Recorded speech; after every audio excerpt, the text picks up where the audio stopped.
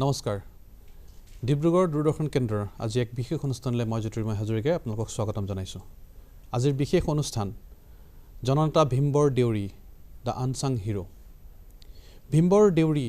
নামখাৰে আসলে কিছু আচহুৱা যেন লাগিল আজিৰ প্ৰজন্মই হয়তো ভীমবৰ দেউৰীক নাজানে তেখেত ঢুকুৱা আজি অৰ্ধ শতিকা পাৰ হৈ গ'ল ইয়াৰ মাজত এই অৰ্ধ শতিকাত অসমত যথেষ্ট সংখ্যক জাতীয়তাবাদী আন্দোলনে গঢ় ল'লে কিন্তু কোনো এটা জাতীয়তাবাদী আন্দোলনত ভীমবৰ দেউৰীৰ বিষয়ে কোনো ধৰণৰ মেনশন অথবা কৰা নহল ভীমবৰ দেউৰীৰ কৰ্মৰাজি তেখেত ঢুকুৱা যে অৰ্ধ শতিকা পাৰ হৈ গ'ল প্ৰায় 1903 চনত জন্ম লোৱা ভীমবৰ দেউৰী 1947 চনত প্ৰায় 44 বছৰ বয়সত তেওঁ ঢুকালে কিন্তু ইতিমধ্যে তেওঁ এই জীৱন পৰিক্ৰমাত তেওঁৰ জীৱনকালত তেওঁ যিখিনি কাম কৰি গ'ল সেয়া অসমীয়া জাতিৰ হৃদয় স্পৰ্শ কৰি গৈছিল সেই ভীমবৰ দেউৰীৰ বিষয়ে আজিৰ প্ৰজন্মই নজনাটো অতি পৰিতাপৰ বিষয় ডিব্ৰুগড় দূৰদৰ্শন কেন্দ্ৰৰ মজিয়াত আজি ভীমবৰ দেউৰী দা আনসাং হিৰো এই সম্পৰ্কে আলোচনা কৰিবলৈ তেখেতৰ জীৱন কৰ্মৰাজি মূল্যায়ন কৰিবলৈ আমাৰ মাজত উপস্থিত আছে মই চিনাকি কৰি দিবলৈ লাইছো মোৰ কাষতে ডক্টৰ যুগান্ত কুমাৰ দেউৰী তেখেত ডিব্ৰুগড় জিলা দেউৰী উন্নয়ন সমিতিৰ সভাপতি আমাৰ মাজত আছে professor emeritus doctor Bhimkanta Barua sir Bhimkanta Barua ছাৰৰ বিষয়ে নতুনকৈ কোৱাৰ কোনো প্ৰয়োজন নাই নাগামিজ ভাষাৰ একমাত্ৰ ডিকশ্যনেৰী ডক্টৰ ভীমকান্ত বৰুৱাৰ দ্বাৰা প্ৰণীত তেখেতে নাগামিজ ভাষাৰ কাৰণে যথেষ্টখিনি কৰিছে ইয়াৰ উপৰি আমাৰ মাজত আছে ভীমবৰ দেউৰীৰ ভাগিন ডক্টৰ কুঞ্জলতা দেউৰী বাইদেউ তেখেত দিল্লী টেকনলজিকেল ইউনিভাৰ্চিটিৰ পদাৰ্থ বিজ্ঞান বিভাগৰ অৱসৰপ্ৰাপ্ত অধ্যাপিকা তাৰোপৰি আমাৰ মাজত আছে ৰত্নেশ্বৰ বসুমতাৰী তেখেত অসম ৰাজ্যিক পাঠ্যপুথি প্ৰণয়ন প্ৰকাশন নিগম লিমিটেডৰ অৱসৰপ্ৰাপ্ত শৈক্ষিক বিষয়া লগতে তেওঁ এজন লেখক তেওঁ কবি আৰু অসমত বিভিন্ন ধৰণৰ বঁটা বাহনেৰে তেওঁ বিভূষিত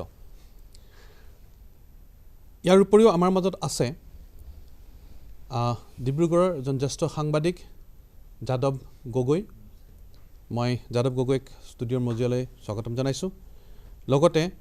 আমাৰ মাজত আছে পূৰ্ণানন্দ ভৰালী ছাৰ তেখেত ডিব্ৰুগড় জিলা গৱেষণা বিষয়া হিচাপে অৱসৰপ্ৰাপ্ত তথা চিকুন নামৰ এটি NGO তেওঁৰ সভাপতি আৰু লগতে তেওঁ স্বচ্ছ ভাৰত মিছনৰ নমস্তে ষ্টেটৰ ব্ৰেণ্ড এম্বেছাডৰ মই চিনাকি কৰাই দিছোঁ এখেত পূৰ্ণানন্দ ভৰালী আমাৰ মাজত উপস্থিত আছে অসমৰ বিভিন্ন প্ৰান্তৰ পৰা কিছু সংখ্যক দৰ্শক আজি ভীমবৰ দেউৰীৰ সম্পৰ্কে আমি যি আলোচনা চক্ৰত ভাগ ল'ম তেওঁলোকে ভাগ ল'ব তেওঁলোকৰ বিভিন্ন হয়তো প্ৰশ্ন থাকিব আমাৰ মাজত যিসকল সমল ব্যক্তি আছে তেওঁলোকে যিখিনি কথা ক'ব তাৰ ওপৰত যদি তেওঁলোকৰ কিবা সুধিবলগীয়া থাকে তেতিয়াহ'লে তেওঁলোকৰ সেই প্ৰশ্নসমূহৰ উত্তৰ আমাৰ আজি সমল ব্যক্তিসকলে দিব মই ভীমবৰ দেউৰীৰ বিষয়ে এই আলোচনা চক্ৰতে আগবঢ়াই নিয়াৰ প্ৰাৰম্ভতে আমাৰ শ্ৰদ্ধাৰ ভীমকান্ত বৰুৱাদেৱক ছাৰক সুধিব বিচাৰিছোঁ ভীমবৰ দেউৰী এই নামটো আচলতে আজিৰ প্ৰজন্মৰ বাবে আচহুৱা ভীমবৰ দেউৰীৰ জীৱন আৰু কৰ্মৰাজি সম্পৰ্কে মই যাতে ৰাইজৰ জ্ঞাতাৰ্থে ছাৰক অকণমান দুআষাৰ ক'বলৈ অনুৰোধ জনাইছোঁ ধন্যবাদ মই জয়তে মই ডিব্ৰুগড় দূৰদৰ্শন কেন্দ্ৰক মই ধন্যবাদ জ্ঞাপন কৰিছোঁ এই কাৰণে যে এইটোৱে বোধহয় ভীমবৰ দেউৰী সম্পৰ্কে কৰা এনেকুৱা আলোচনা এনেকুৱা দূৰদৰ্শন কেন্দ্ৰই কৰা প্ৰথম হ'ব যেন পাইছোঁ কাৰণ মই আগতে শুনা নাই বা মই দেখা নাই কোনোবাই যি শুনিছে নাজানো গতিকে সেইকাৰণে মই ধন্যবাদ জ্ঞাপন কৰিছোঁ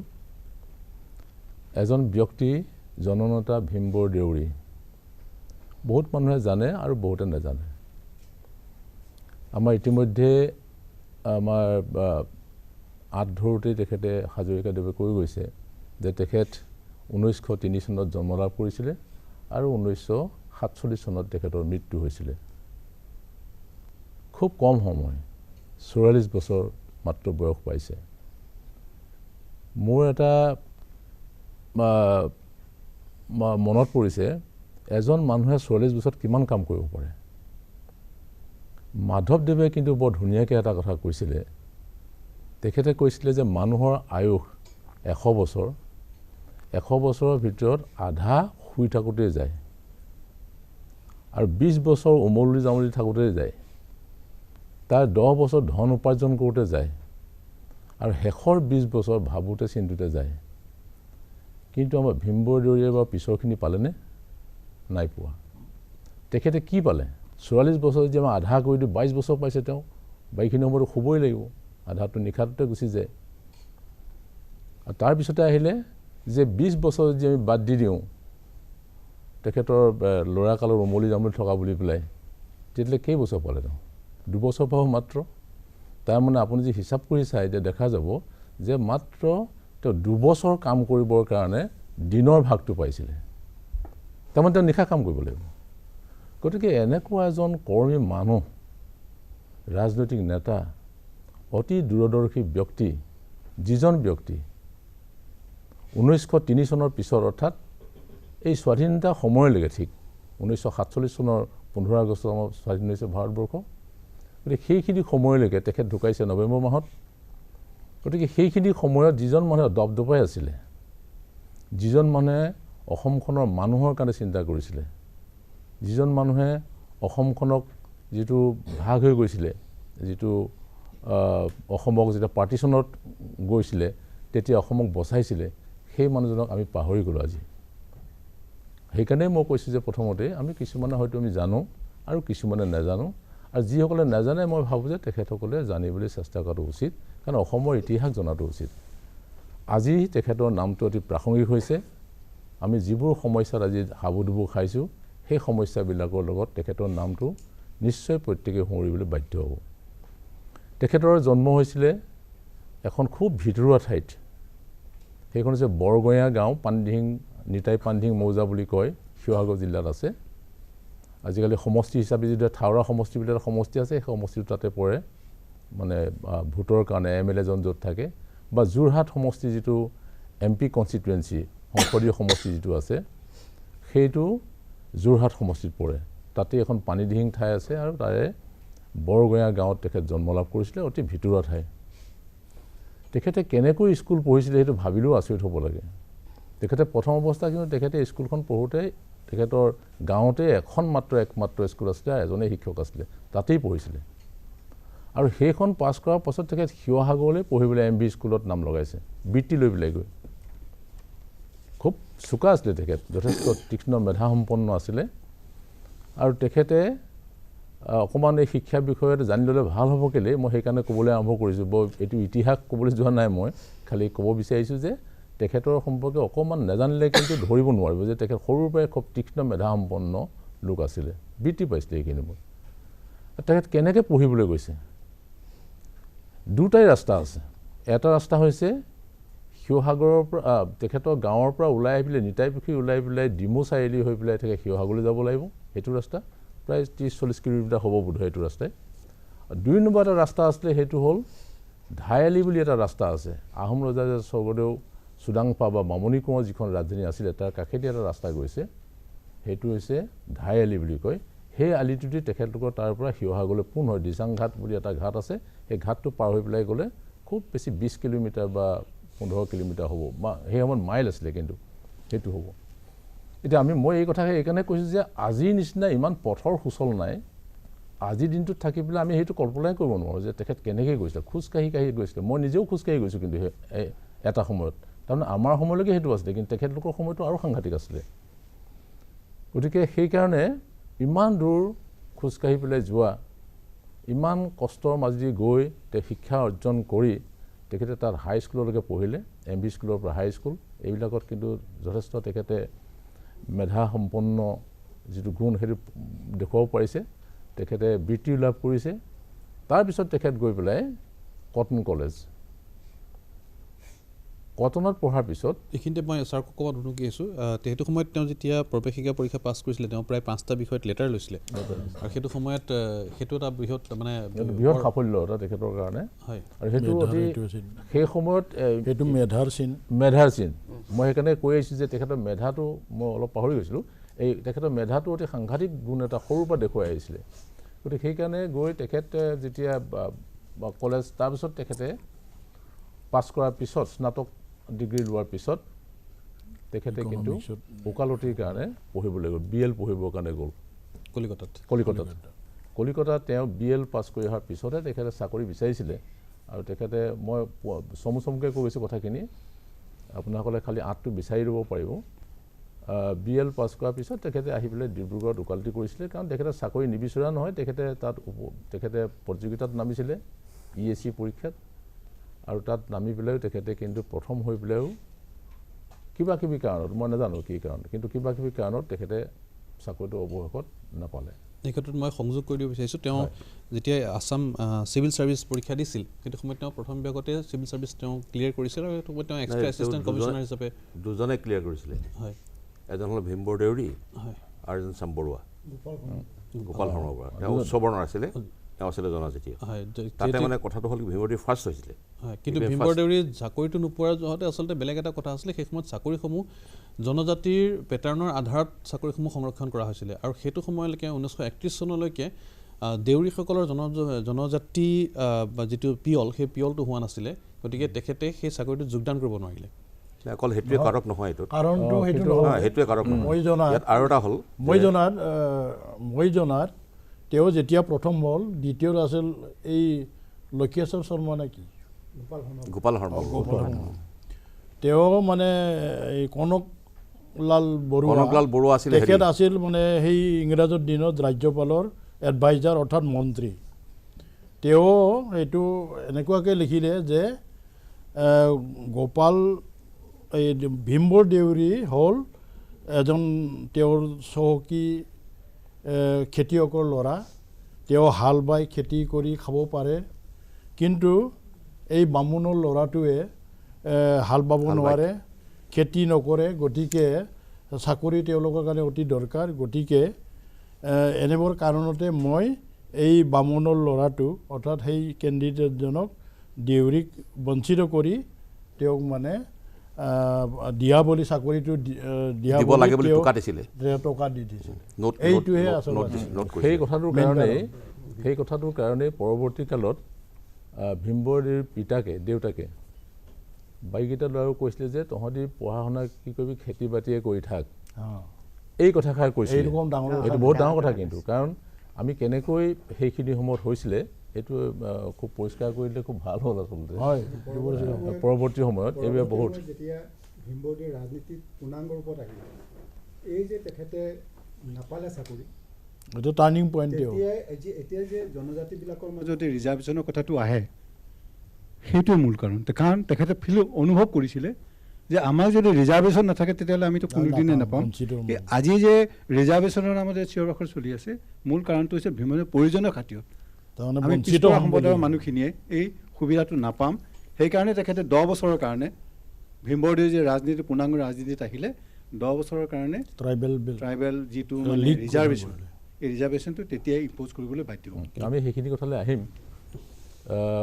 এতিয়া আমি গোটেই শিক্ষাৰ কথাটো কৈ থাকোঁতে প্ৰসংগক্ৰমে এই বস্তু আহিছে যে তেখেতে কিয় চাকৰি নাপালে পৰিষ্কাৰ হ'ল এতিয়া আৰু সেইটোৱে যথেষ্ট ধৰণেৰে ভীমবৰ দেউৰী পৰিয়ালটোক যথেষ্ট ধৰণে আঘাত দিছিলে আৰু সেইটো তেখেতকো আঘাত দিছিলে আৰু তেখেতে তাৰপিছত ওকালতি কৰিলে ডিব্ৰুগড়ত ওকালতি কৰি থকাৰ পাছত তেখেতে ৰাজনীতি অলপমান এই যে যিটো তেখেতে ভোগ কৰিলে নিজে ভোগ কৰিছে তেখেতে আনৰ জীৱনতটো নালাগে গতিকে এটা চাকৰি হেৰাইছিলে সেইখিনি সময়ত আৰু কনকলাল বৰুৱাৰ কথা মতে আচলতে এইটো চাকৰিটো তেখেতক দিয়া নহ'ল এইটো এটা গোটেই সমাজখনৰ কাৰণে বেয়া ভাল বস্তু নহয় আৰু তাৰপিছত তেখেতে এটা সেই সময়ত গুৰুত্বপূৰ্ণ কিছুমান কাম কৰিছিলে মই যে কৈছিলোঁ যে ইমান কম সময়ত যে কিমান কাম কৰিব পাৰে এজন মানুহে তেখেতে পঢ়ি থাকোঁতেই গ'লচোন এই সময়ছোৱা এই তাৰপিছত তেখেতে যিখিনি সময় পাইছিলে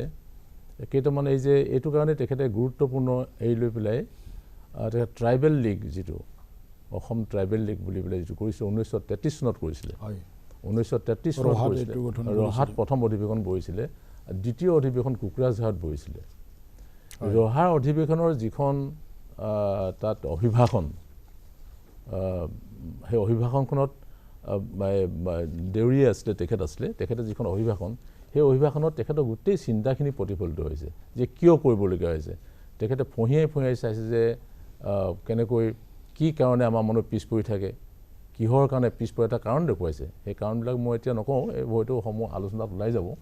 মই খালি কৈছে তেখেতে কি কাৰণে পিছ পৰি থাকে আমি কেনেকৈ ৰক্ষা পাব পাৰোঁ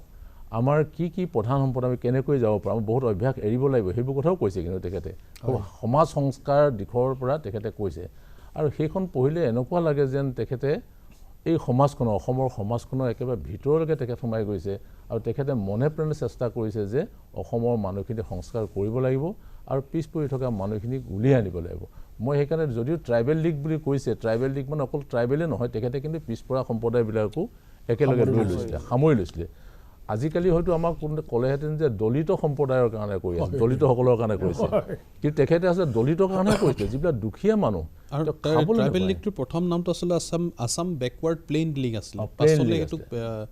ট্ৰাইবেল লীগ কৰা হ'ল প্ৰথম যেতিয়া 1933 চনত জন্ম হৈছিলে তেতিয়া নামটো তাৰ আসাম বেকৱাৰ্ড প্লেইনছ লীগ বুলি নামাকৰণ কৰা হৈছিলে কিন্তু পিছত এইটো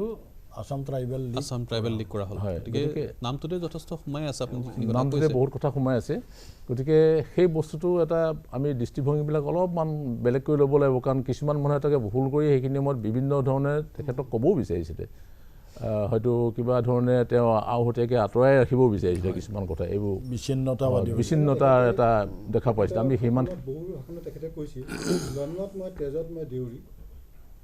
কিন্তু স্থায়ী বিশেষে মই অসমীয়া সেই কথাটো ভীমবৰ দেউৰীয়ে বহুত ক্ষেত্ৰত তেখেতে কৈছে যে মই দেউৰী মানুহ হিচাপে দেউৰীৰ জনজাতিৰ প্ৰতি দেউৰী সম্প্ৰদায়টোৰ প্ৰতি মোৰ দায়বদ্ধ মই কিন্তু মই মূলতঃ অসমীয়া সেইটো আজীৱন সেইকাৰণে তেখেতে অসম সাহিত্য সভাৰ সদস্য পদ গ্ৰহণ কৰিছিলে ভীমবৰ দেউৰীয়ে সেইটো কিন্তু আজি অসম সাহিত্য সভাত এইটো প্ৰতিফলিত হয় নে নহয় মই নাজানো কিন্তু ভীমবৰ দেউৰীয়ে আজীৱন অসম সাহিত্য সভাৰ সভাপতি আৰু গুৱাহাটী ইউনিভাৰ্চিটিৰ যিখন কাউন্সিলাৰ আছিল তাৰো তেখেত সদস্য আছিল এই কথাখিনি আমাৰ পিছৰ পৰ্যায়লৈ আহিব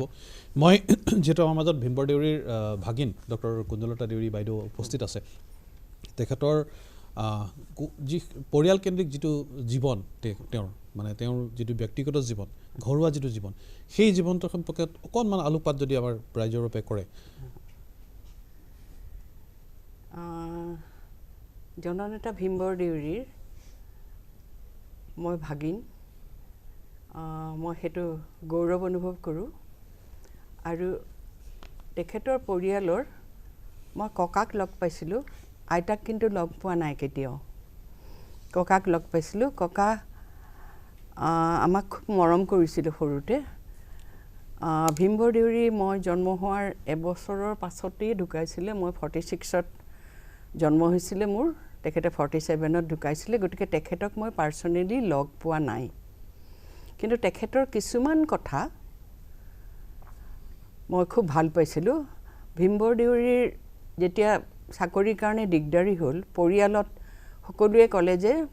পঢ়ি শুনি কি লাভ খেতি কৰাই ভাল আমি খেতিয়ক মানুহ খেতি কৰাই ভাল তেখেতৰ পৰিয়ালত 5জন ভাই ককাই ভীমবৰ দেউৰী সবতকৈ ডাঙৰ সকলোতকৈ ডাঙৰ আৰু বাকী 3গৰাকী ছোৱালী মোৰ মা আটাইতকৈ সৰু আছিলে তেখেতে কেইবাটাও তেখেতৰ বিবাহ হৈছিলে ৰূপনাথ ব্ৰহ্ম মন্ত্ৰী ৰূপনাথ ব্ৰহ্মৰ ডাঙৰ জীয়ৰী কমলাৱতী দেউৰী তেখেতৰ লগত বিবাহ হৈছিলে আৰু তেখেতসকলৰ 3জন ল'ৰা আৰু 1গৰাকী ছোৱালী 3জন ল'ৰাৰ ডাঙৰজন ল'ৰা DIG হৈ ৰিটায়াৰ কৰিলে এতিয়াও জীয়াই আছে He was first army officer. He was the first army officer from the Deuris. Army officer. He is the first Deuri officer, army officer, Deuri army officer. Short service commissioner গৈছিলে Deuri সম্প্ৰদায়ৰ পৰা short service commissioner first army officer. তাৰপিছত তেখেতৰ 2 number ল'ৰাজন আছিলে doctor তেখেত খুব সোনকালে ঢুকালে ষ্ট্ৰোক হৈ দিল্লীত ঢুকালে আৰু 3 নম্বৰ ল'ৰাজন হ'ল তেখেত IPS পাইছিলে কিন্তু পুলিচত চাকৰি নকৰোঁ বুলি IPSত জইন নকৰি তেখেতে নেক্সট যিটো লেভেল পোষ্টেল সাৰ্ভিসেছত জইন কৰিলে ইন্দিবৰ দেউৰী তেখেতৰ নাম ডাঙৰজনৰ নাম পিতাম্বৰ দেউৰী 2 নম্বৰজনৰ নাম পৃথিৱৰ দেউৰী আৰু 3 নম্বৰজনৰ নাম ইন্দিবৰ দেউৰীয়ে পোষ্টেল সাৰ্ভিসৰ সৰ্বোচ্চ পদলৈকে উন্নতি হৈছিল আৰু তেখেতে দিল্লীত চাকৰি কৰি আছিল অসমৰ ভিতৰতে প্ৰথম অসমীয়া হেৰি হাইয়েষ্ট পজিশনত থকা তেখেতে এটা কথা তাত মোক কৈছিলে দিল্লীত মই তেতিয়া আছিলোঁ তেখেত যেতিয়া আছিলে তাত কৈছে ইয়াত তেখেত খুব মানে হেৰি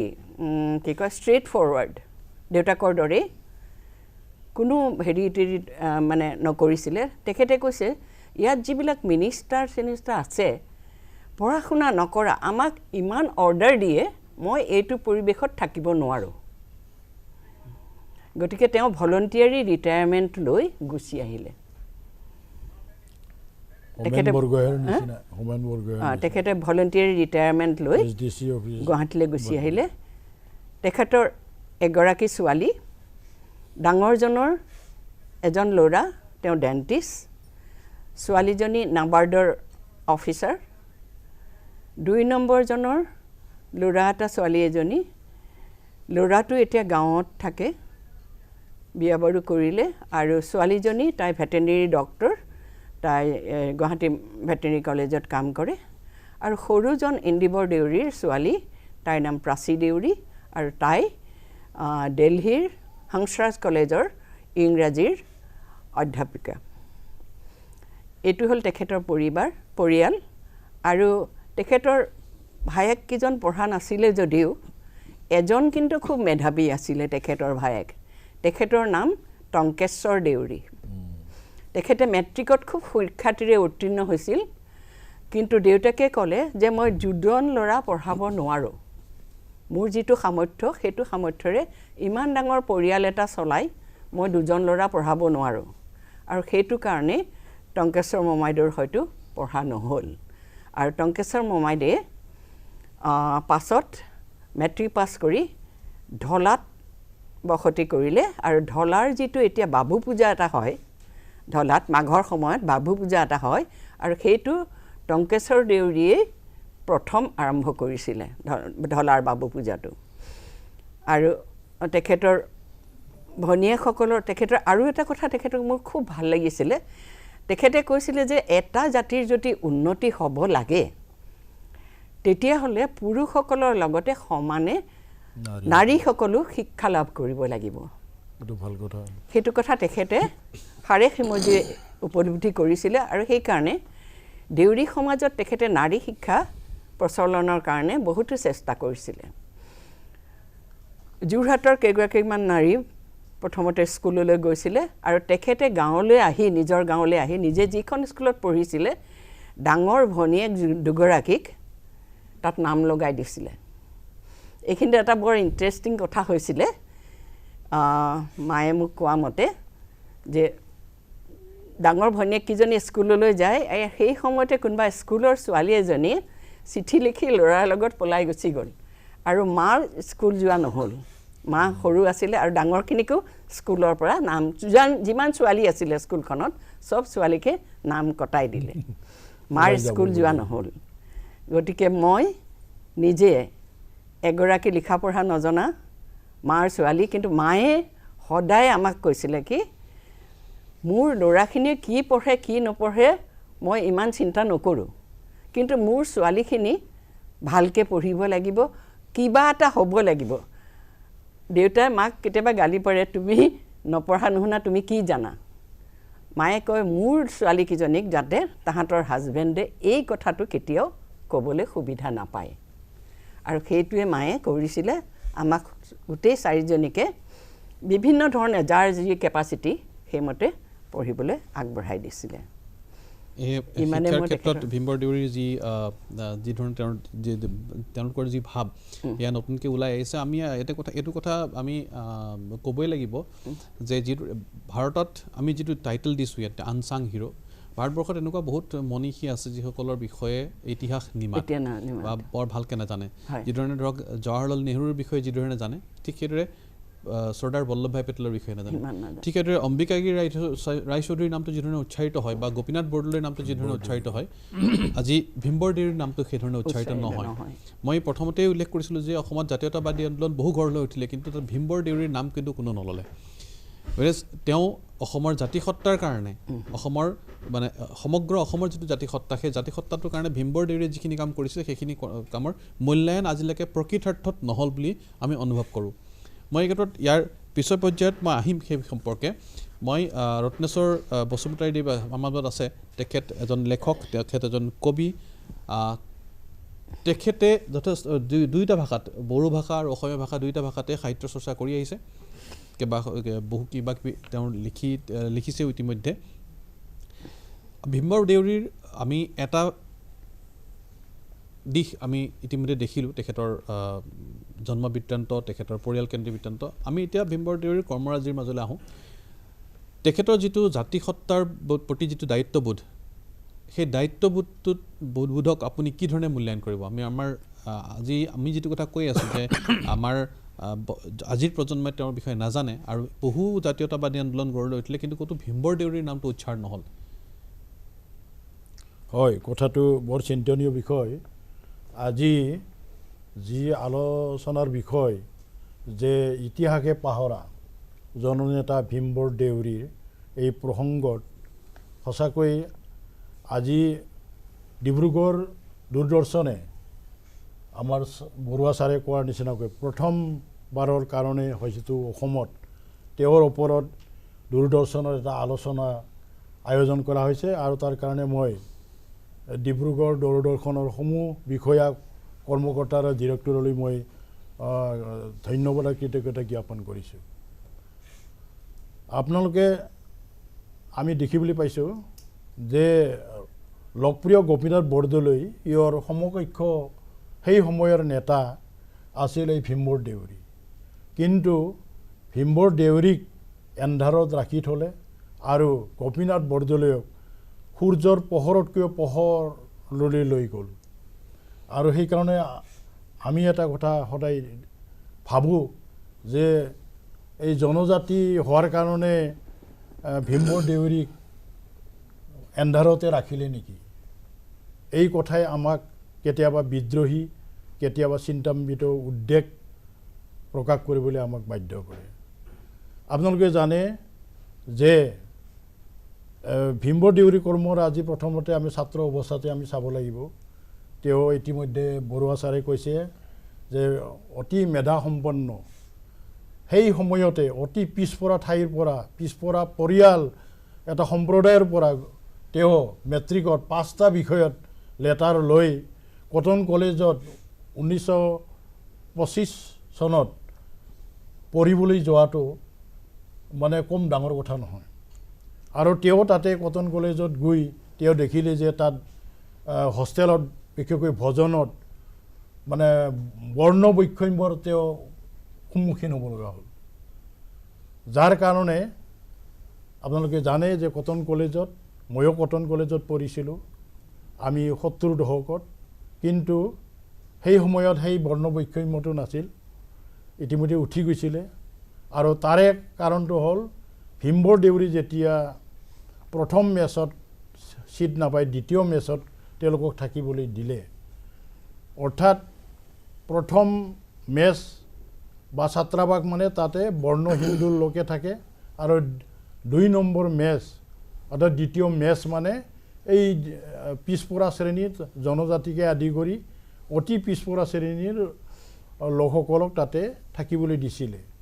আৰু সেইটো এই বৈষম্য দেখি তেওঁ প্ৰথমতে তাত ছাত্ৰ অৱস্থাতে বিদ্ৰোহ আৰম্ভ কৰিছিলে এই বৰ্ণ বৈষম্যৰ বিৰুদ্ধে কাৰণ এইটো সমাজ জীৱনৰ কাৰণে আৰু মানুহৰ কাৰণে এইটো শুদ্ধ নহয় সকলো মানুহ সমান আমাৰ শংকৰদেৱেও কৈছে কুকুৰ চিকাৰ গধৰ্বৰ আত্মাৰাম সকলোকো কৰি বা প্ৰণাম বুলি কোৱাৰ পিছত এনে বৰ্ণবৈষম্য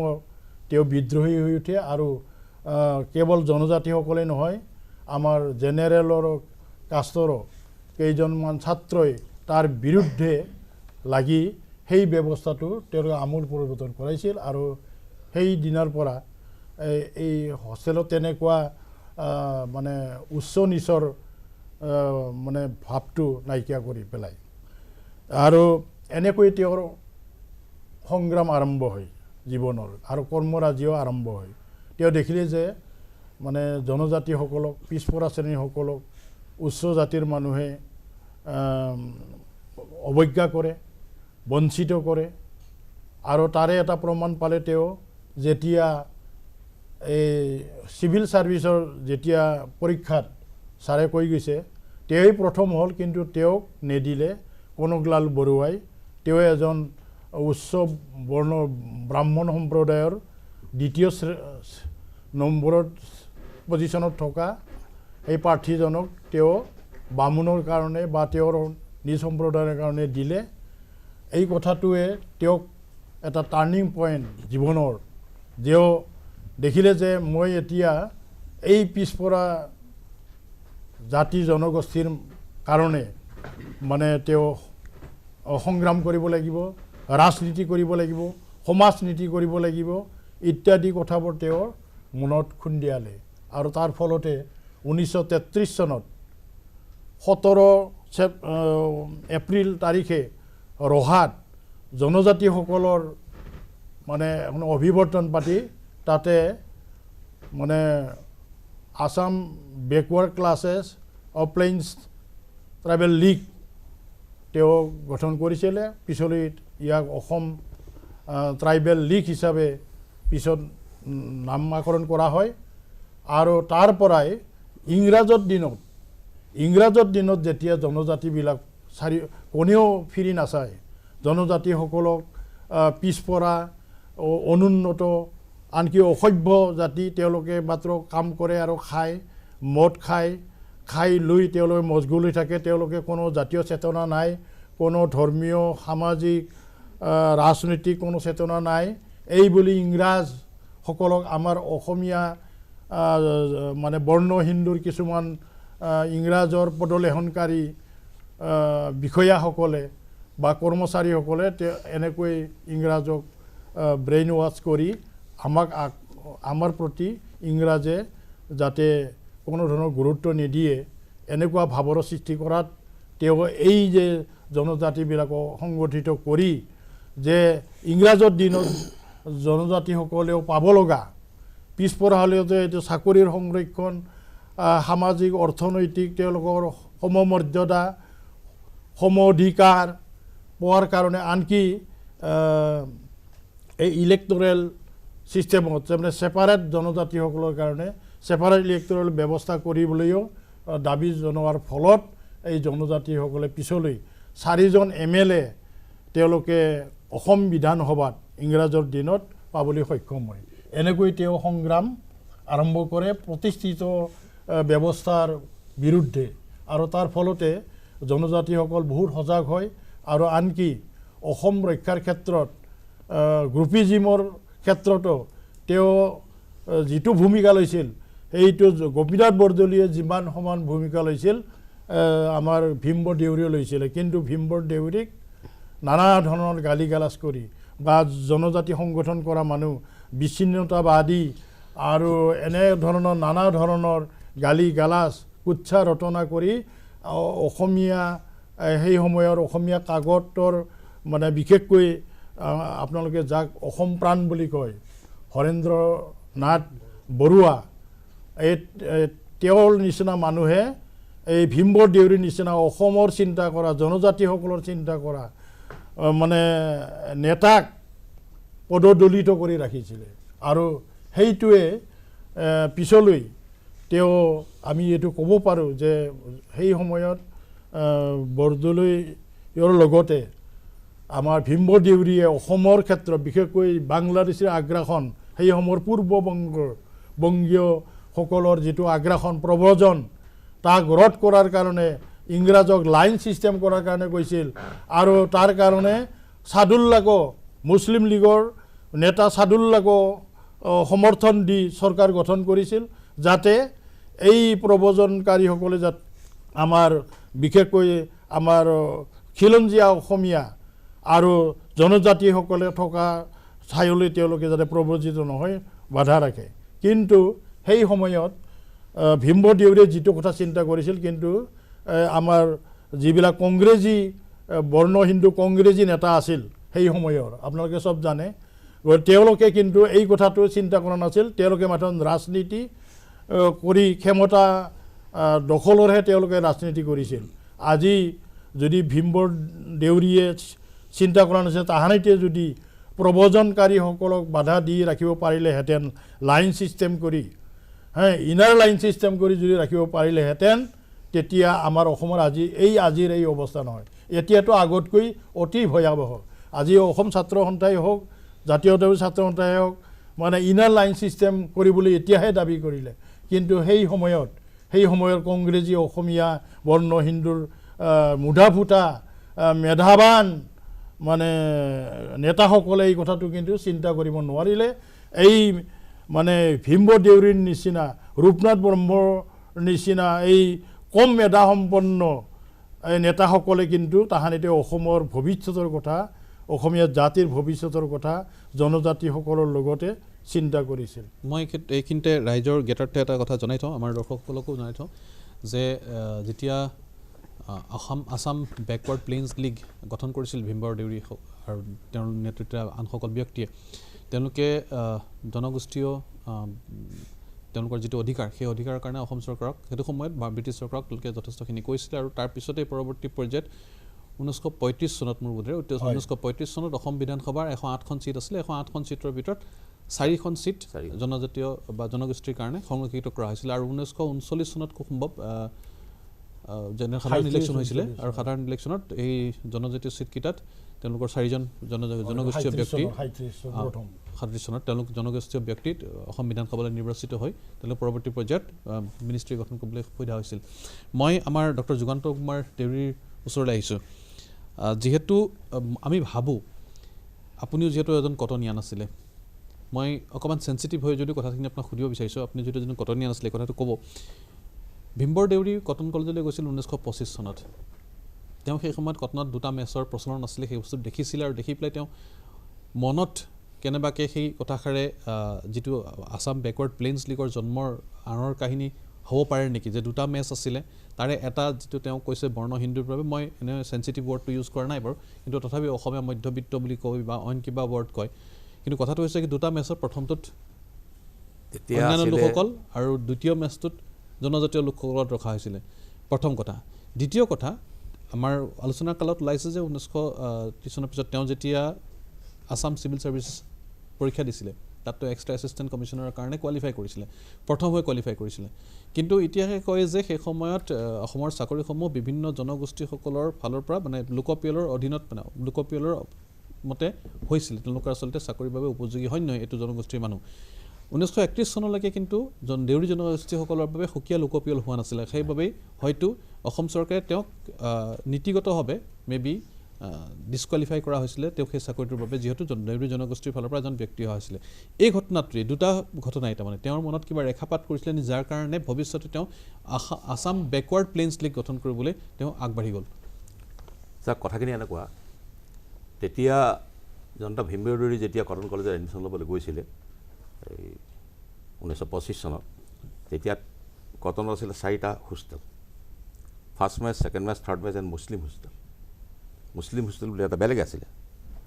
যিসকল মানে মেৰিটিয়াছ তেওঁলোকে পাবলৈ ফাৰ্ষ্ট মেচত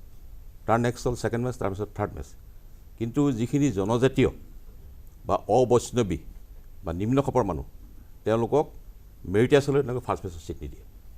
ছেকেণ্ড মেচ বা থাৰ্ড মেচত থাকিব দিয়ে তাৰপৰা মুছলিম হোষ্টেলটো মুছলিমৰ কাৰণে বেলেগ আছিলে সেইটো আমি থাকোঁতে আছিলে সেইটো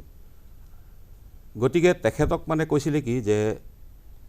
সবচে ডাঙৰ কথা কি এটা আচলতে কথাখিনি কি আছিলে অঘোষিত নিয়ম আছিলে এইটো মানে ঘোষিত অঘোষিত হয় কিন্তু বস্তুটো মানে নিদিয়ে প্ৰচলিত নিয়ম প্ৰচলিত নিয়ম এটা Not কথা in হ'ল papers তাৰমানে। নহয় তেতিয়া কথা আৰু এটা কথা আছিলে যদি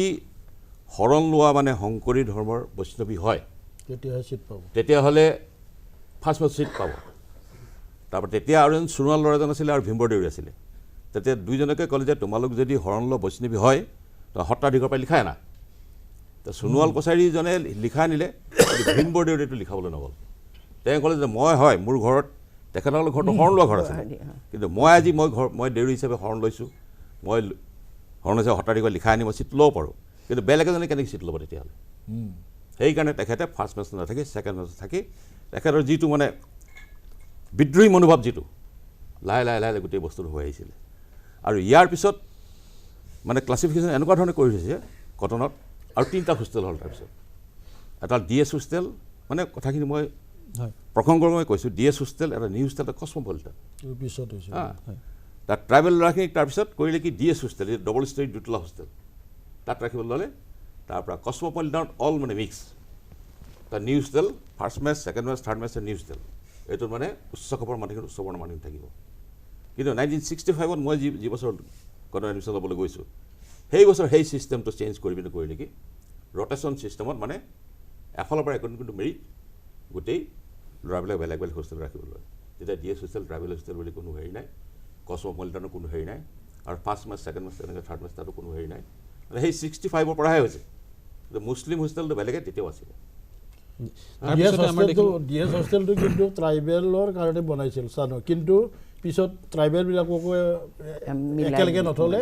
সকলোৱে আকৌ মিলাই থাকিলেহে ভালে এইটো ভাল ইয়াৰ পিছত পৰৱৰ্তী পৰ্যায়ত আমি যিটো আহিলে চাকৰিৰ কথাটো যেতিয়া আহিলে চাকৰিৰ কথাটো হ'ল কি তেখেতক মানে এক প্ৰকাৰ ডিছকুৱালিফাই কৰিছে হেৰি বুলি যে আমাৰ দেউৰীসকলৰ যিটো কেটেগৰাইজ হৈ পিনে থাকিব লাগে চাকৰি পাবলৈ যোগ্যতা থাকিব লাগে বা আমাৰ জাতিটো কেটেগৰাইজ নাছিলে সেইকাৰণে চাকৰি কিন্তু কনকলাল বৰুৱাই যিটো টোকা দিছিলে সেই টোকাটো বিশেষকৈ উল্লেখ কৰিবলগীয়া তেখেতে টোকাত লিখিছিলে যে ভীমবৰ দেউৰী হ'ল খেতিয়ক সম্প্ৰদায়ৰ মানুহ এজন ট্ৰাইবেল মানুহ সেই খেতি কৰি হ'লে খাব পাৰিব তেওঁ ফাৰ্ষ্ট হৈছিলে দুজনে চিলেক্টেড হৈছিলে এজন ভীমবৰ দেউৰী আৰু এজন বৰুৱা বুলি এজন এই বামুণজনে তেওঁ যদি চাকৰিটো নাপায় তেওঁ খাব কেনেকৈ তেওঁলোকে খেতি বাতি নকৰে গতিকে মানে এই চাকৰিটো সেই বামুণজনকহে দিব লাগে 2 নম্বৰটো তেখেতে টোকাত দিছিলে সেইটো তেতিয়া তেখেতে মানে বিদ্ৰোহী হৈ তেখেতে চাকৰি নকৰিবলৈ আহিলে ডিব্ৰুগড়লৈ আহিলে ডিব্ৰুগড় লোকাল দেউৰী আৰম্ভ কৰিলে আৰু ইয়াতো তেখেতক কৈছিলে কি এই তই বোলে দেউৰী মিৰি তেতিয়া মানে মিৰি দেউৰী বুলি একেলগে কয় আমাক একেলগে বুজায় এই সঁচা কথা কৈছোঁ আৰু মিৰি দেউৰী বুলি একেলগে আমাক মানে হেৰি কৰে মানে একে কেটেগৰাইজ কৰে দেউৰী যে মিৰি প্ৰাইজ বেলেগ এটা জাতি এইটো মানে মানুহে হেৰি নকৰে দেউৰী মিৰি বুলি একেলগে কয় এই তই দেউৰী মিৰি তই কি ইয়াত উকেলাইট কৰ তই শিৱসাগৰ যা নহ'লে বোলে লখিমপুৰ যা এনেকৈ এটিকিং কৰিছিলে কিন্তু তাৰপিছত তেখেতে ইয়াত দুৱৰা উকিলৰ লগত তেখেতৰ আণ্ডাৰত ওকালতি কৰি তেখেতে মানে ক্ৰমে উন্নতিৰ জখলাত উঠি ইয়াত লোকেল বৰ্ডৰ মেম্বাৰ হ'ল ডিব্ৰুগড় ভেৰিফাইড মেডিকেল কলেজৰ গভৰ্ণিং বডিৰ মেম্বাৰ হ'ল এইখিনি হৈ তেখেতে উঠি আহিছিলহে সেই তেতিয়াই তেখেতৰ মানে হ'ল কি টিবি হ'লগৈ টিবি হৈ পিনে তেখেতে মানে তাতো কিছুমান কথা আছে তেখেতৰ যে নিজৰ কোনো মানে নিজৰ কাৰণে যে কোনো নিজৰ টকা পইচাৰ প্ৰতি লোভ নাই হেৰি নাই যে জাতীয় স্বাৰ্থত যে তেখেতে লাগি আছে গোটেইখিনি তেখেতে ট্ৰিটমেণ্ট ল'বলৈ যোৱাৰ আগতে তেখেতে মিনিষ্টাৰশ্বিপৰ পৰা ৰিজাইন দি পিনে কৈছে যে মই চৰকাৰী পইচা দি মই চিকিৎসা নকৰাওঁ এইটো কম ডাঙৰ যে মই এতিয়া যদি মিনিষ্টাৰ হৈ থাকোঁ তেতিয়াহ'লে চৰকাৰে মোক সুবিধাবিলাক দিব চৰকাৰে মোক টকা পইচা খৰচ কৰে গতিকে এই পইচা মোক নালাগে মই নিজৰ পইচাৰে ৰিজাইন দি পিনে গৈ পিনে তেখেতে মাদ্ৰাজত চেণ্ট্ৰিয়ামত চিকিৎসা কৰি তাতে 30 নৱেম্বৰ দিনা 47 চনত হৈ সম্পন্ন কৰে মই এই ক্ষেত্ৰত এই দুটা ঘটনা ডিব্ৰুগড় উকিল সন্থাৰ যিটো ইয়াত হেৰি উকিল সন্থাৰো এষ্টাব্লিছমেণ্ট তেওঁৱে কৰিছিলে তেখেতে বাৰ এছ'চিয়েশ্যন ডিব্ৰুগড় বাৰ এছ'চিয়েশ্যন এই যে যিটো ক'লে হোষ্টেল লৈ পেলাই যিটো হৈছিলে ফাৰ্ষ্ট মেচ ছেকেণ্ড মেচ লৈ পেলাই যে ট্ৰাইবেলসকলক লৈ পেলাই বেলেগ হোষ্টেল কৰা লৈ পেলাই তেখেতে কিন্তু এছেম্বলি ডিবেটতো এইটো প্ৰশ্ন বাৰে বাৰে উলিয়াই আছিলে এইটো কেইবাখনো হেৰিয়াতে আমি দেখিছোঁ যে এছেম্বলি ডিবেটত কৈছে প্ৰশ্ন কৰিছে যে এইটো হেৰি কৰিলেন নাই মোক কৰিলেন নাই আমাৰ ট্ৰাইবেলৰ কাৰণে কেইটা হোষ্টেল দিলে এইবিলাক ধৰণৰ তেওঁ প্ৰশ্ন কৰিছে মই সেইখিনি পঢ়িছোঁ কিন্তু নিজে ডিছক্ৰিমিনেশ্যন 1965 লৈকে আছিলে মই যি বছৰ এই ডিএছ হস্পিটেলটো সেইখিনি ট্ৰাইবেল ৱেলফেয়াৰ টকাই দি বনাইছিল কিন্তু পিছলৈ মিক্স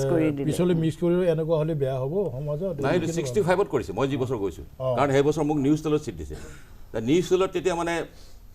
উৎসৱৰ মানুহখিনিয়ে প্ৰশ্ন কৰিছে দেউৰীৰ ট্ৰাইবেলৰটো কিয় চিট দিছে বুলি প্ৰশ্ন উঠিছিলে কিছুমান কিন্তু কিমান বেয়া লাগে মই কোনো গুৰুত্ব দিয়া নাছিলোঁ সেইবিলাক মই আমাৰ এইখিনি কাৰ্যলৈ আহিম মই আমাৰ ছাৰ আছে আমাৰ মাজত ডক্টৰ ভীমকান্ত বৰুৱা ছাৰ মই আৰু এটা কথা সুধিব বিচাৰিছোঁ এই দুটা ঘটনাৰ উপৰিও তেওঁৰ অসমীয়া মধ্যবিত্ত যিটো শ্ৰেণী তেওঁলোকৰ জনজাতিসকলৰ প্ৰতি থকা যিটো উদাসীনতা বা জনজাতিসকলৰ ভাষা বা তেওঁলোকৰ স্বকীয়তা বা তেওঁলোকৰ পৰিচয় সেইবিলাকৰ প্ৰতি থকা যিটো উদাসীনতা সেই কথাটো কেনেবাকৈ ভীমবৰ দেউৰীয়ে সেই সময়ত লক্ষ্য কৰিছিল নেকি মই তাৰ বাবে এটা উদাহৰণ মই আপোনাক দিব বিচাৰিছোঁ সেই উদাহৰণটো হৈছে 1925 চনত যিটো কমলাকান্ত ভট্টাচাৰ্য আৰু মহাদেৱ শৰ্মাৰ সম্পাদনাত যিখন আসাম হিতৈষী বুলি এখন প্ৰকাশ পাইছিল আসাম হিতৈষী এটা সম্পাদকে এটা মন্তব্য মই পঢ়ি দিব বিচাৰিছোঁ মন্তব্যত তেওঁলোকে লিখিছিলে আসামৰ ফালৰ সৰহভাগ কছাৰীয়ে কেতিয়াবাই দোৱান পাহৰিলে অসমীয়া ভাষাইহে তেওঁলোকৰ ভাষা এনেস্থলত গোৱালপাৰাৰ বড়ো দোৱান তেখেতসকলৰ মাতৃভাষা নহয় হেতুকে জাতীয় ভাষা হ'ব নোৱাৰে আগে বড়ো দোৱানক ভাষা কৰা কোনো কথাই নাছিল সৰল চিত্ৰৰ কছাৰীসকলক খ্ৰীষ্টান কৰিবৰ অভিপ্ৰায়ে পাদুৰী চাহাবসকলে গাৰো খাচীয়া দোৱানক ৰোমান আখৰেৰে বেলেগ ভাষা কৰি পেলোৱাৰ দৰে কাছাৰী দোৱানকো ভাষা কৰাৰ দ্বাৰাই অসমীয়া জাতিৰ জাতীয়তা পতা সম্পৰ্কে যি অনিষ্ট সাধন কৰিছে ভাবিলেই দুখ লাগে বৰ্তমান শিক্ষিত কছাৰী যুৱকসকলে যেন কথাটি ভাবি চায় অৰ্থাৎ তেওঁলোকে এইটো ধাৰণা দিব বিচাৰিছিলে নেকি যে জনগোষ্ঠীয় লোকসকল অসমীয়া যিটো জেনেৰেল যিটো সত্তা সেই সত্তাটোত বিলীন হৈ যাবলৈ হ'লে তেওঁলোকে নিজৰ ভাষা সংস্কৃতি সকলোখিনি বাদ দিব লাগিব আৰু এই কথাই কেনেবাকৈ ভীমবৰ দেউৰীৰ মনত কিবা প্ৰভাৱ পেলাইছিল নেকি আপুনি তেনেধৰণৰ কিবা ভাবে নেকি সেইটো অৱশ্যে আৰু অকণ আগলৈ যাবগৈ লাগিব তেতিয়া গোটেই অসমৰ পৰিৱেশত যদি চোৱা যায় আমাৰ ৰত্নেশ্বৰ বসুমতাৰীয়ে জানিব যে বৰুণী ফিছা ৱাইন এই কালিচৰণ ব্ৰহ্মৰ সেইখনটো প্ৰথম হ'ব যদি সেই ধৰণে আমি আলোচনা কৰিব বিচাৰোঁ 1915 চনৰ সেইখিনি সময়ৰ কথা সেইখিনি বৰুণী ফিছা ৱাইন যিখন লিখিছে কালিচৰণ ব্ৰহ্ম তেখেতৰ তাত যদি কোনোবাই পঢ়ি চায় তাত ভাষা কেনেকুৱা লিখিছে কেনেকুৱা মানে শক্তিশালী ভাষা বুলি কৈ পেলাই যিটো খঙত উগ্ৰ হৈ আছে তেখেত অসমীয়া জাতি লৈ পেলাই অসমৰ মানুহ লৈ পেলাই আৰু তাৰপিছতে আপোনাৰ বড়োসকলৰ এখন আলোচনী উলিয়াইছিলে বিবাৰ বুলি পেলাই 1924 চনত বিবাৰ বুলি এখন বিবাৰ মানে হৈছে ফুল সেই বিবাৰ বুলি এখন আলোচনী উলিয়াইছে এই বিবাৰত সেইকাৰণে উলিয়াইছিলে বিবাৰখন আৰু তাৰপিছত আপোনাৰ লাহে লাহে লাহে লাহে বড়োসকলৰ বিষয়ে অধ্যয়ন হৈছে গতিকে বড়োসকলৰ বিষয়ে অধ্যয়ন কৰিলেও সেই 1900 সেইখিনিৰ পৰাই আহিব লাগিব আপোনাৰ বৰুণী ফিছা আইনৰ পৰাই আহিব লাগিব তাৰ আগত নহয় কিন্তু গতিকে বৰুণী ফিছা আইনে তাৰমানে সি জঙাই দেখুৱাইছে যে আমি কেনেকুৱা দেশখনত বসবাস কৰি আছোঁ আমাৰ অৱস্থাটো কি হৈছে গতিকে আপুনি সেইটোৰ লগত দ্বিতীয় 2 নম্বৰত আমাৰ আপাৰ আছামৰ উজনি অসম বা দেখোন চাব উজনি অসমত সোণাম পায়েং কটকী নামটো নাজানে কিন্তু বহুত এতিয়াও সোণাম পায়েং কটকীৰ নাম নাজানে কোনো এতিয়া সেইটো মই বহুত গৱেষণা কৰাৰ পিছত মই সোণাম পায়েং কটকীক উলিয়াইছিলোঁ আৰু সোণাম পায়েং কটকীক লৈ পেলাই বহুতে 4টা প্ৰবন্ধ লিখিছিলে যে সেই 4টা প্ৰবন্ধ সোণাম পায়েং কটকী মানে কিতাপেই লিখা নাই বুলি কৈছিলে মই যিখন কিতাপক কৈছিলোঁ তেওঁ এখন মিৰি দুৱান বুলি এখন কিতাপ লিখিছিলে আচ্ছা মিৰি দুৱান কিতাপখন তেওঁ কেলৈ লিখিবলগীয়া হ'ল 1915 চনত আৰু তাৰপিছতে বিভীষণ পেগুৱে বাৰে বাৰে লিখিছে যে তেওঁলোকে হোষ্টেলত থাকে কটনৰ হোষ্টেলত থাকোঁতে তাৰ পিছৰখন 3 নম্বৰ গ্ৰন্থখন তাৰ পিছৰ গ্ৰন্থখন আছে সোণাম পায়েং কটকী তেতিয়া তেওঁ কয় যে অলপমান অৱজ্ঞাসূচক ভাৱত কয় মানে যে তহঁতৰ ভাষাটো কচোন এনেকুৱা ধৰণৰ কয় সেইকাৰণে সোণাম পায়েং কটকী একে আৰ্হিত বিভীষণ পেগুৱে লিখিছে তাৰমানে এই যে যিটো অৱহেলা যিটো অলপমান যেন অলপমান হেই প্ৰতিপন্ন কৰা যিটো ভাৱ এই ভাৱটো কিন্তু অসমৰ ইমূৰৰ পৰা সিমূৰলৈকে চালে সেইখিনি সময়ত ধৰা পৰিব এইবিলাক যে গ্ৰন্থ যে লিখিছে সেইকাৰণে সোণাম পায়েং কটকীয়ে নিজৰ ভাষাটো দেখুৱাবৰ কাৰণে তেখেতে মিৰি দুৱান লিখিছে চব 1915 চনত লিখিছে তাৰ পিছৰখন গ্ৰন্থ লিখিছে আপোনাৰ 1917 চনত কমল চন্দ্ৰ পাট ডুমডুমাৰ পৰা তাৰ তৃতীয়খন বিভীষণ পেগুৱে লিখিছে এনেকৈ দ্বিতীয়খন অৱশ্যে আৰু এজনে লিখিছিলে ধৰ্মানন্দ দুৱৰা তামুলী বুলি এজন ডিব্ৰুগড়ে তেওঁ লিখিছিলে গতিকে এই যে এটা জাতীয় চৈতন্য যিটো ভাৱ আমি যে সৰু সৰু ক্ষুদ্ৰ গোষ্ঠীবিলাকে যে জীয়াই থাকিব বিচাৰিছোঁ নিজৰ সংস্কৃতি লৈ পেলাই কালিচৰণ ব্ৰহ্মই যেনেকৈ কৈছে ইয়াতো মিচিংসকলে ভাবিছে আমাৰ ভাষাটো আমি লৈ পেলাই ওলাই আহিব লাগিব এনেকুৱা ভাৱ এটা নিশ্চয় সেইখিনি হৈছিল আৰু তাৰ সেই কাৰকবিলাকো নিশ্চয় ভীমবৰ দেউৰীক প্ৰভাৱ পেলাইছিলে মই আৰু মই ভাবোঁ যে সেইটো এটা কাৰণ যিটো কাৰণতে হয়তো তেখেতে আৰু অলপ সহায় পালে আৰু তাতে আপোনাৰ সোণত সুৱগা চলালে যেতিয়া ভীমবৰদেউৰী গৈ পেলাই ৰূপনাথ ব্ৰহ্মৰ লগত লগ লাগিলে ৰূপনাথ ব্ৰহ্মৰ লগত লগ লাগি পেলাই তেখেতে ডাঙৰ শক্তি পালে যিটো শক্তিয়ে এই যি দলিত শ্ৰেণী বুলিয়ে কৈছোঁ মই ট্ৰাইবেল লীগ বুলি কোৱাতকৈ তেখেতে ট্ৰাইবেল শব্দটো সেইটোৱে কৈছিলে আচলতে আজিকালি দলিত সাহিত্য বুলিয়ে ওলাই গৈছে দলিতসকলৰ কাৰণে চিন্তা কৰা সাহিত্য মানে অসমৰ বাহিৰত দলিত সাহিত্য বুলি কয় কাৰণ সেই মানুহখিনিক এতিয়া উঠাই অনাটোৱে হৈছে প্ৰধান কাম কেনেকৈ উঠাই আনিব তেওঁলোকৰ দৰিদ্ৰতা কেনেকৈ নিৰ্মূল কৰিব পাৰে কি কাৰণে তেওঁলোকৰ পিছ পৰি আছে মই সেইকাৰণে মই আৰম্ভণিতে কৈছিলোঁ যে এইবিলাক কথা কিন্তু তেওঁ নিজে এটাকৈ ফঁহিয়াই চাই পেলাই এটা সিদ্ধান্ত লৈ আহিছে তেখেতে কৈছে যে দুটাই আহিছে সিদ্ধান্ত একেবাৰে বাকীবিলাক চব ফঁহিয়াই পেলাই আহি পেলাই কৈছে সেইকাৰণে যে আমাৰ এনেকৈ পিছ পৰি থকা মূল কাৰণ হৈছে এটা হৈছে মদ আৰু লাও পানীটো খোৱাৰ কাৰণে আমাৰ অলপমান অলপ শিক্ষা আমি সেইটো নহয় অলপ মন চন হেৰি হৈ যায় গতিকে কাম কৰিব নোৱাৰা অৱস্থাত আহে 2 নম্বৰটো কৈছে শিক্ষা লাগিব সেই শিক্ষা আৰু এই দুটাৰ ওপৰতো সাংঘাতিক গুৰুত্ব দিছিলে গতিকে সেইটো তেখেতে কিন্তু তেখেতৰ অভিভাষণত সেই কথাখিনি লিপিবদ্ধ কৰিছে এই কথাখিনি এইখিনিতে ছাৰৰ সেই মই সংযোগ কৰিব খুজিছোঁ তেখেতে শিক্ষাৰ প্ৰতি গুৰুত্ব দিছিল কাৰণে দেউৰীবিলাকৰ মাজত কোনো ছেভিং ছিষ্টেম নাছিলে সেইকাৰণে তেখেতে ড্ৰোন ছিষ্টেম কৰিছিলে যে ভাত ৰান্ধোতে আমাৰ দেউৰী মানুহবিলাকে গাহৰি পুহিছিল খুব গাহৰি পোহাৰ কাৰণে মহিলাবিলাকৰ মাজত প্ৰতিযোগিতা চলে যিজনে ৰান্ধনি হ'ব সেই মানুহগৰাকীয়ে সেইদিনা বেছি ভাত ৰান্ধিব নিজৰ গাহৰিটোৰ কাৰণে সেইটো ভীমবৰদেউৰীয়ে চকুৰে দেখিছিল কাৰণে ভীমবৰদেউৰীয়ে মহিলাসকলক যিহেতু মহিলা শিক্ষাৰ ওপৰত তেখেতে গুৰুত্ব দিছিল আৰু এনেই এডাল এডুকেশ্যনটো ভীমবৰদেউৰীয়ে তেতিয়াই মানে প্ৰচলন কৰিছিলে দেউৰীবিলাকৰ মাজত আমাৰ দেউতাহঁতে ভলণ্টিয়াৰ হৈছিলে আমাৰ বুঢ়া মানুহবিলাকক পঢ়া শুনা কৰিছিলে সেইকাৰণে মোৰ বৰদেউতাই এটাই কয় আমাৰ দেউতাক কয় এই ৰামেশ্বৰটোৱেই মোৰ দেউতাৰ নাম ৰামেশ্বৰ ভৰালী স্বৰ্গীয় এই ৰামেশ্বৰটোৱে এই ভীমবৰদেউৰীৰ পালাত পৰি আমাক এতিয়া বুঢ়া মানুহখিনিক এই মানে কলা এই মানে খালো এই যে এই বুঢ়া বয়সত এইবোৰ শিকাবলৈ আহিছে ভীমবৰদেউৰী পালাত পৰি বুলি আমাৰ বৰদেউতা এজনী দেউতাক খুব গালি পাৰে আৰু এই সূত্ৰে যে ভীমবৰদেউৰীক প্ৰকৃততে যেতিয়া ল পঢ়িবলৈ গ'ল কলিকতাত সেই সময়ত কিন্তু তেখেতে লিখিছে এই চাদুলাই কাৰণ চাদুলাৰ হেৰিত বাৰীত থাকি তেখেতে পঢ়িছিলে আৰু চাদুলাই খুব মৰম কৰিছিলে তাৰপিছত 300 টকা দি সেইকাৰণে তেখেতক 300 টকা দি পঠিয়াই ল পঢ়িবলৈ পঠিয়াইছিলে দেউতাহঁতক তেতিয়াই আমাৰ ঘৰত সেইকাৰণে আমাৰ ঘৰটো ভকতৰ ঘৰ বুলি কয় দেউতাহঁতে মদ আৰু গাহৰিটো আমাৰ ঘৰত এতিয়া প্ৰচলন নহয় যদিও এতিয়া নতুন প্ৰজন্মই কিছু ধৰিবলৈ আৰম্ভ কৰিছে কিন্তু প্ৰকৃততে আমাৰ ঘৰটো ভকতৰ ঘৰ সেইটো ভীমবৰদেউৰীক মানে হেৰিত পৰি নহয় আমাৰ নহয় কেতিয়া মদ আৰু গাহৰি আমাৰ ঘৰত প্ৰচলন নহয় এইটো কাৰণেই এতিয়া ভীমবৰদেউৰীয়ে আমাৰ দেউতাক কলিকতাত কেইজনমান মানুহ কলিকতালৈ লৈ গৈছিলে তেখেতে তেতিয়া কৈছিল ৰামেশ্বৰক ইয়াত চাই আহি এই দেউৰীবিলাকে যে গাহৰি পোহে এইটো কোনো অৰ্থনৈতিক উন্নয়নত একো অৰিহণা নোযোগায়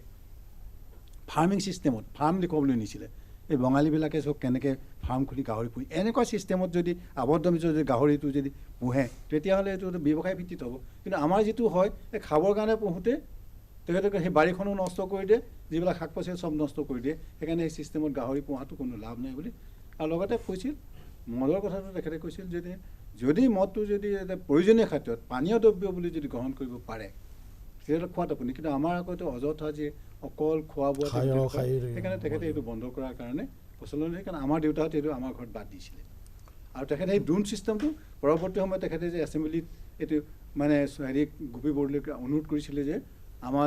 দেউৰীবিলাকৰ মাজত ড্ৰোন ছিষ্টেমটো আইনলৈ আনিব লাগে কিন্তু সেইটো তেখেতে ক'লে তাত পাছ নকৰিলে আচ্ছা হাজৰিকা এইখনটো মই এটা কথা কওঁ এইখিনি যে লিখিছে এওঁলোকে বা অসমীয়া আমাৰ সেই সময়ৰ সাহিত্যিক বা বুদ্ধিজীৱী বা লেখকসকলে কিন্তু তাৰ বিপৰীতে আমাৰ ভীমবৰদেউৰীয়ে কিন্তু আমাৰ শিক্ষা দীক্ষাত আগবাঢ়ি যোৱাৰ কাৰণে অসমীয়া ভাষাটোকে গ্ৰহণ কৰিব লাগে বুলি তেওঁ জোৰ দি সকলোকে বুজনি দিছিল আৰু সেইকাৰণে কোনেও তেওঁৰ কথা মতে চলিছিল আৰু তেওঁ ক'বলৈ গ'লে এতিয়া অসমীয়া ভাষাৰ কতো শত্ৰু নহয় অসমীয়া ভাষা কিয় আৱশ্যক এইটো আমিও এতিয়াও উপলব্ধি কৰোঁ আৰু সকলোৱে পঢ়াটো আমি এই কৰোঁ বড়ো ভাষা উন্নতি হওক দেউৰী ভাষাও উন্নতি হওক আগবাঢ়ি যাওক ল'ৰা পঢ়িব লাগিব কিন্তু অসমীয়া ভাষাও আমাৰ মাতৃভাষা স্বৰূপ গতিকে আমি সকলোৱে আমি যদি উন্নতি লাভ কৰিব পাৰোঁ শিক্ষা দীক্ষা সমাজ সংস্কাৰৰ পৰা আদি কৰি আমি অসমীয়া ভাষাটো আমাৰ প্ৰধান আৰু তাৰ লগতে আমাৰ জনগোষ্ঠীয় ভাষাবিলাকো আমি সমানে আগবঢ়াই নিব লাগিব আৰু চৰকাৰেও আগবঢ়াই নিব লাগিব অসমীয়া ভাষীসকলেও আমাক সহায় সহযোগ কৰিব লাগিব আৰু সেইটো কিন্তু ভীমবৰ দেউৰীৰ পৰা আমি শিক্ষা লোৱাটো উচিত আপোনাৰ তেখেতে বিচাৰিছিলে এইখিনি কথাৰ লগতে ক্ষুদ্ৰটো সুৰক্ষিত হৈ থাকিব লাগিব এইখিনি কথাৰ লগতে মই ডক্টৰ ভীমকান্ত বৰুৱাদেৱক আৰু এটা কথা ক'ব বিচাৰিছোঁ যে 1925 চনত তেওঁ যিহেতু কটন কলেজলৈ আহিছিলে 1924 চনত সাহিত্য সভাৰ কোনখন অধিৱেশন মই পাহৰিলোঁ ঠিক সাহিত্য সভাৰ আসনৰ পৰা আনন্দ চন্দ্ৰ আগৰৱালাৰ এটা সৰু কোট এটা মই মানে আপোনাক পঢ়ি শুনাইছোঁ এখন দেশৰ সকলো মানুহ এক ভাষা ভাষী নহ'লে জাতীয়তা গঠন কৰা টান আমাৰ দেশত সমতলত থকা মিৰি মিকিৰ আৰু নগাই অসমীয়া ভাষা লৈছে গতিকে পৰ্বতীয়া জাতি আৰু চাহ বাগিচাৰ বনোৱা আৰু আন দেশৰ পৰা আহি ইয়াত নিগাজীয়কৈ থকা লোকসকলৰ মাজত অসমীয়া ভাষা আৰু সাহিত্যৰ ধৰ্ম আৰু জ্ঞান বিলাব লাগে এই কথাটো তেওঁ যেতিয়া কৈছে আমাৰ ৰত্নেশ্বৰ বসুমতাৰীদেৱে ক'লে যে তেওঁ অসমীয়া ভাষাৰ সপক্ষে মাত মাতিছিলে ঠিক তেওঁ কটন কলেজলৈ পঢ়িবলৈ যোৱাৰ আগমুহূৰ্তত অসম সাহিত্য সভাৰ আসনৰ পৰা আনন্দ চন্দ্ৰ আগৰৱালাদেৱে এনেকুৱা ধৰণৰ ভাষণ এটা দিছিলে গতিকে সেই সম্পৰ্কত আপুনি তাক কিবা মিলাই কিবা দেখে নেকি যে তেওঁ জনগোষ্ঠীয় ভাষাৰ লগতে অসমীয়া ভাষাৰ প্ৰতিও তেওঁৰ যিটো হেৰি আহিছে এইটো কাৰণ অসমীয়া ভাষাটো হৈছে আমাৰ যিমানবিলাক জনগোষ্ঠী আছে জনগোষ্ঠীয় ভাষাবিলাকো আছে আৰু একে সময়তে তেওঁলোকে অসমীয়া ভাষাটো কৈ থাকে গতিকে সেইফালৰ পৰা এইখিনি অসমীয়া মানুহে আৰু জনগোষ্ঠীয় ভাষাটো ঘৰত কয় কিন্তু বহুলভাৱে প্ৰচাৰিত নহয় ধৰক যেতিয়াই বাহিৰলৈ ওলাই আহিব গাঁওখনৰ পৰা তেতিয়াই স্বাভাৱিকতে অসমীয়া ভাষা ক'ব লাগিব সেইকাৰণে সেই গোটেই মানুহখিনি অসমীয়া মানুহে আচলতে আমি তেনেকৈ অলপমান আমি ভাগ ক'ব নালাগে আচলতে যে অসমীয়া হয় নহয় কিন্তু অসমীয়া মানুহ গোটেই মানুহখিনি আৰু সেই গোটেই অসমীয়া মানুহখিনিৰ ভিতৰতে অসমীয়া ভাষাটো আচলতে স্বাভাৱিকতে থাকিব এই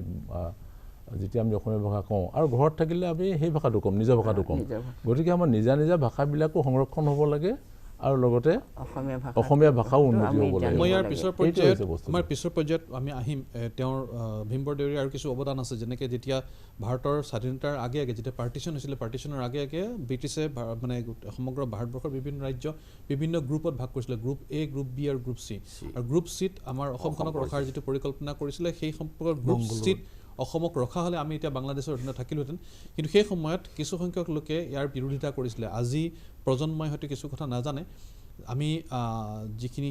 বজাৰমুখী মানসিকতা যিহেতু আছে গতিকে বজাৰমুখী মানসিকতাৰ যিখিনি মানুহে কিছু সংখ্যক লোকক ইতিমধ্যে আগবঢ়াই দিছে যে অসমক গ্ৰুপ চিত অন্তৰ্ভুক্তিকৰণৰ পৰা বাধা দিলে কিছু সংখ্যক ব্যক্তিয়ে যিসকল ব্যক্তিয়ে মই এতিয়া নাম ল'ব বিচৰা নাই কিন্তু তাত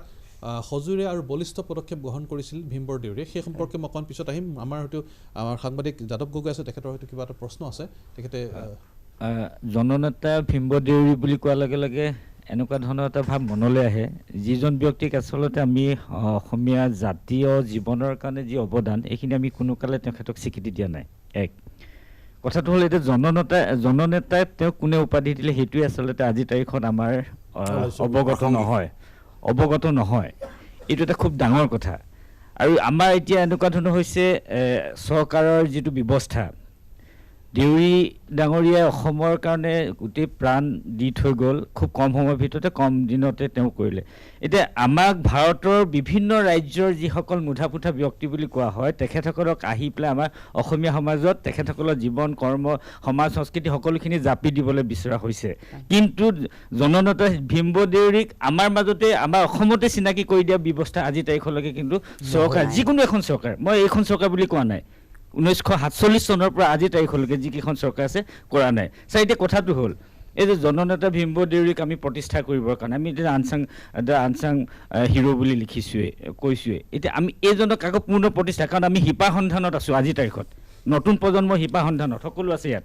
আমাক লাগে আমি কোন ক'ৰ পৰা আহিছোঁ কি এতিয়া জননেতা ভীমবৰ দেউৰীক প্ৰতিষ্ঠা কৰিবৰ কাৰণে আমাৰ ব্যৱস্থাখিনি আজি এই আলোচনাটো এটা অন্ততঃ এটা উক এটা দিছে আমাক অকণমান কিবা এটা বাট এটা দিছে ছাৰ ইয়াৰ পৰৱৰ্তী সময়ত আপোনালোকৰ দৰে গণ্যমান্য ব্যক্তিসকলে যিসকল আপুনি এগৰাকী গৱেষক ছাত্ৰ হিচাপে বুলিয়ে কৈছোঁ ছাৰ আপুনি সদায় নিজকে ছাত্ৰ বুলিয়ে কয় এগৰাকী গৱেষক পণ্ডিত হিচাপে আমি কি কৰা উচিত চৰকাৰক আমি কি ধৰণৰ আমি এনেকৈ আলোচনা মাধ্যম এই আলোচনা আজি কৰিলোঁ শেষ ছাৰ ইয়াৰ পৰা আমি কোনো ধৰণৰ পৰিত্ৰাণ পাম বুলি কিন্তু আমি কি ধৰণকে ইয়াত প্ৰেছাৰাইজ কৰি পেলাই জননেতা ভীম বৰদেউৰীক অসমীয়া জাতীয় জীৱনৰ কাৰণে প্ৰতিষ্ঠা কৰি থৈ যোৱা এই যে আমাৰ ব্যৱস্থাখিনি কি ধৰণকে আমি সকলো মাজলৈ লৈ যাব পাৰোঁ নতুন চামৰ পৰা আদি কৰি একদম সকলোৰ কাৰণে আমি কি ধৰণৰ ব্যৱস্থা কৰিলে এনেকুৱা ধৰণৰ এটা হ'ব মোৰ মনত খেলোৱা কথাতে কৈছোঁ জননেতা ভীম বৰদেউৰীৰ মাত্ৰ এটা মূৰ্তিয়ে দেখিছোঁ ডিব্ৰুগড় বিশ্ববিদ্যালয়ত এইটো চাগে কেইজনমান ব্যক্তিৰ কিন্তু বিধানসভা চৌহদতো তেখেতৰ দৰে এজন ব্যক্তিৰ প্ৰতিমূৰ্তি কিন্তু দেখা নাই নদাই ভদাই সকলোৱে আছে ছাৰ ডিব্ৰুগড় যিখন কোৰ্টৰ কথা কোৱা হৈছে কোৰ্টৰ তেওঁ জেনেৰেল ছেক্ৰেটাৰী আছিলে ফাউণ্ডাৰ কিন্তু আজি তাৰিখত তেওঁলোকে বাৰ এছ'চিয়েশ্যনে তেখেতক কেনেকুৱা ধৰণে স্বীকৃতি প্ৰদান কৰিছে ফটো এখন আছে ছাৰ স্বীকৃতিটো কেনেকুৱা ধৰণে আমি এটা টক কৰিব পৰা নাই তেওঁৰ ওপৰত কি বিষয় কৰিম ছাৰ এই কথাখিনি ছাৰ কেনেকুৱা ধৰণকে ল'লে মই এইটো চাই ক্ষোভতহে ওলাইছে কথাখিনি আমি কেনেকুৱা ধৰণকে কৰিলে ভাল হয় ছাৰ আপোনালোকৰ জৰিয়তে আমাৰ ডিব্ৰুগড় কোৰ্ট বিল্ডিংটো বনাইছিলে মণিৰাম দেৱানৰ পুত্ৰ জে.এছ. বৰুৱাই তেখেতৰ কোনো আজি তেখেতলৈকে কোনো হেৰিয়ে নাই ছাৰ জে.এছ. মণিৰাম দেৱানৰ পুতেকে বনাইছে তাৰমানে আমি কম গৌৰৱৰ কথা নাই মণিৰাম দেৱানৰ পুত্ৰক ব্ৰিটিছে সেই কোৰ্ট বিল্ডিংটো বনোৱাৰ ঠিকাটো দিয়াৰ অন্তৰালটো যথেষ্ট ডেফিনেটলি কাহিনী দিব কাৰণ মণিৰাম দেৱানৰ পুত্ৰক সেইটো সময়ত দেশত বিখ্যাত তেওঁ ব্যৱসায়ী আছিলে আৰু তেওঁৰ কনষ্ট্ৰাকশ্যন কোম্পানী যিখিনি কনষ্ট্ৰাকশ্যন আছিল তেওঁৰ কুঁৱাৰ ৰিং বনাইছিলে কুঁৱাৰ ৰিংবিলাকৰ যিখিনি কনষ্ট্ৰাকশ্যন সেই কনষ্ট্ৰাকশ্যন দেখি ব্ৰিটিছসকল তেওঁৰ প্ৰতি মানে যথেষ্ট ভাল ভাৱ এটা আহিলে যে এজন মানুহে বনাব পাৰিব আৰু তেওঁক সেই কোৰ্ট বিল্ডিংটো বনোৱাৰ ঠিকা দিছিলে আৰু তেওঁ কোৰ্ট বিল্ডিংটো 2 বছৰ আগতেই ষ্টিপুলেটেড টাইম যিটো থাকে 2 বছৰ আগতে তেওঁ শেষ কৰিছিলে বনাই আৰু তেওঁ সেই সময়ত কোৰ্ট বিল্ডিংটোৰ কাৰণে বস্তু ইংলেণ্ডৰ পৰা মানে আনিছিলে তেখেতে কিন্তু সেই জে.এছ. বৰুৱাৰ বিষয়ে আজিৰ তাৰিখত কোনো গম নাপায় বা আমি সেইকাৰণে চাই কৈছোঁ কোৰ্ট বিল্ডিংটো যোগ্য স্থানত নবহুৱাটো কাৰণ আমি অসমীয়া জাতি কেঁকুৰা জাতি বুলি সকলোৱে আমি টানিব লাগে মই অসমৰ অন্যান্য জাতি জনগোষ্ঠীক আকৌ পাছফালৰ পৰা নিব তেওঁ কিয় আগবাঢ়িলে ছাৰ মানে ভীম বৰদেউৰী এনেকুৱা এজন মানুহ যে এনেকুৱা এজন লোক আছিলে যিজন অকল কেৱল আজি অসমখন নহয় গোটেই উত্তৰ পূৰ্বাঞ্চলেই তেখেতৰ ওচৰত ৰেডি এইকাৰণে যে গোটেই উত্তৰ পূৰ্বাঞ্চলেই তেখেতে বচাই থৈ গৈছে গ্ৰুপিঙৰ সময়ত নহ'লে গোটেই উত্তৰ পূৰ্বাঞ্চল গুচি যায় কাৰণ সেইখিনি অসম বুলি পেলাই গোটেই অংশটোৱে আছিলেতো সেইকাৰণে আমি তেখেতৰ যিবোৰ চিন্তা চৰ্চা আছিলে সেইবিলাক অকল অসমৰ ভিতৰত নহয় অসমৰ বাহিৰেও আমি যে উত্তৰ পূৰ্বাঞ্চলৰ মাজতে বিভিন্ন সংগঠনৰ লগত জড়িত হৈ কাম কৰিব পাৰোঁ তেতিয়াহ'লে আমাৰ আৰু ভাল হ'ব মই ভাবোঁ দেই 2 নম্বৰ হ'ল যে আমি হয়তো যিবিলাক পাঠ্যপুথি আছে কাৰণ তেখেতে গ্ৰুপিঙৰ সময়ত আমাক বচাইছে গোটেই হেৰিখন নহ'লে আমি আমাৰ হাজৰিকা মহোদয়ে কোৱা নিচিনাকৈ আমি আজি নহ'লে পূব পাকিস্তানত থাকিবলগীয়া কাৰণ ব্ৰিটিছে দুভাগ কৰি লৈছিলে ডমেইন পাকিস্তান আৰু পাকিস্তানৰ ইণ্ডিয়া এতিয়া সেই পূব পাকিস্তানখন বাৰু পিছত সেই পাকিস্তানৰ ভিতৰত পূব পাকিস্তান আৰু এইখন পাকিস্তান কৰি ল'লে আৰু তাৰপিছত গ্ৰুপিঙত পূব পাকিস্তান হ'ল বাংলাদেশ হৈছে তাৰপাছত আৰু যিখন গ্ৰুপিঙত গৈ পেলাই চি গ্ৰুপ হৈছিলে সেইখনতো গোটেই নৰ্থ ইষ্টৰ আমাৰ গোটেইখিনিতো পৰিছিলে অসম বুলি ক'লে গতিকে আমি সকলোবিলাক মানুহেই গ'লোহেঁতেন আমি পূব পাকিস্তানত থাকিবলগীয়া হ'লহেঁতেন আৰু তেখেতৰ যুক্তিটো কি আছিলে এই যুক্তিটো কিন্তু বৰ ভাল যুক্তি দিছিলে তেখেতে কৈছিলে যে অসম 1 নম্বৰ যুক্তি আছিলে জিন্নাৰ লগত যিটো হৈছিলে তাত যে 1 নম্বৰ কথা হ'ল যে আমাৰ এই অংশটো কোনোদিন মানে ভাৰতবৰ্ষৰ লগতেই নাছিলে সেইটো তেখেতে কৈছে ছেপাৰেট আছিলে 2 নম্বৰটো হ'ল যে এইখন এখন ট্ৰাইবেল ষ্টেট এইখন এখন ট্ৰাইবেলসকলৰ ৰাজ্য গতিকে এই ট্ৰাইবেল ৰাজ্যখনক তোমালোকে কেনেকৈ কৰিবা এইটো গতিকে তুমি কলমৰ আগত লৈ যাবলৈ ক'লে হ'ব নেকি 17 বাৰ আক্ৰমণ কৰি যিটো আমাৰ ৰত্নেশ্বৰ বসুদেৱাই কৈছে 17 বাৰ মোগলে আৰু মুছলমানসকলে আক্ৰমণ কৰি পেলাই নিব নোৱাৰিলে তুমি কলমৰ আগত নিব পাৰিবা তোমাৰ কি শক্তি আছে এইটো ধমকি দিব পৰা মানুহ কিন্তু আমাৰ অসমত নাছিল সেই সময়ত যিজন মানুহে এনেকৈ ধমকি দিব পাৰে আৰু আনলগে জেনেৰেল হেৰিয়াৰ আগত আপোনাৰ কি এই যে জেনেৰেলজন আছিলে লৰ্ড ৱালেছে কিবা জেনেৰেল এজন আছিলে সেই জেনেৰেলক তেওঁ এবাৰ এটা আৰু এটা কথা ধমকি মাৰিছিলে আপোনাৰ মনত পৰিব বোধ হয় যে তেওঁ এটা ধমকি মাৰিছিলে যেতিয়া